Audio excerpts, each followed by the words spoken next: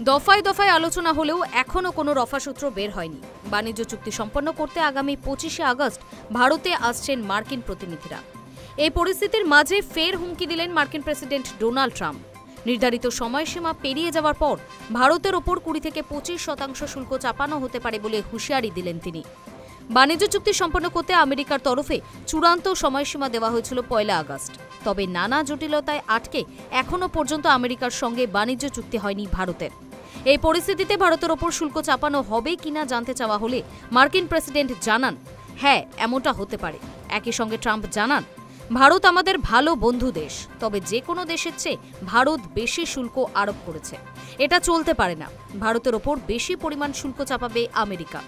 এই প্রসঙ্গেই ট্রাম্প জানিয়েছে, ভারতের ওপর 20 থেকে 25% পর্যন্ত শুল্ক আরোপ হতে পারে, যদিও এখনও চূড়ান্ত সিদ্ধান্ত হয়নি বলেও জানিয়েছেন তিনি।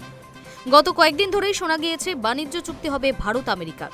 সম্প্রতি ওয়াশিংটন সফরেও গিয়েছিলেন দিল্লির দূতেরা। মার্কিন প্রেসিডেন্ট ডোনাল্ড ট্রাম্প নিজেও বলেছিলেন, ভারতের সঙ্গে চুক্তিও হয়ে গিয়েছে, মানে প্রায় চূড়ান্ত।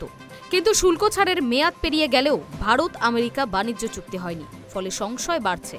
শেষ পর্যন্ত একমত হয়ে দুই পক্ষ চুক্তি করতে পারবে তো? শোনা গিয়েছে চুক্তির বেশ কয়েকটি বিষয় নিয়ে উভয় পক্ষেরই আপত্তি রয়েছে এবং তারা নিজেদের অবস্থান থেকে সরতে অনড়। যদিও আলোচনার মাধ্যমে সেগুলি দ্রুত কাটিয়ে ওঠার চেষ্টা করছে দুই দেশই। ভারতের এক বরিষ্ঠ আধিকারিক জানান, দুই তরফে আলোচনা চলছে, এখনও 2 দিন বাকি। আমরা আশা করি আমেরিকা সময় দেবে, তবে চূড়ান্ত সিদ্ধান্ত ওখানকার সরকারকে নিতে হবে। ইতিমধ্যে 22টি দেশের ওপর শুল্ক চাপানোর ঘোষণা করে দিয়েছেন ট্রাম্প। তবে শুল্ক ছাড়ের মেয়াদ ফুরোনোর বিষয়টিকে খুব বেশি জটিল করে দেখতে চাইছে না ভারত। কয়েকদিন আগে কেন্দ্রীয় বাণিজ্য মন্ত্রী পীয়ূষ গোয়েল বলেছিলেন, ভারতের স্বার্থই সবচেয়ে জরুরি, কোনো ডেডলাইন নয়। একেবারে উইন উইন চুক্তি হতে হবে এবং ভারতের স্বার্থ সুরক্ষিত থাকাই একমাত্র শর্ত। তাই তাড়াহুড়ো করে কোনো চুক্তির পথে হাঁটতে চায় না নয়াদিল্লি।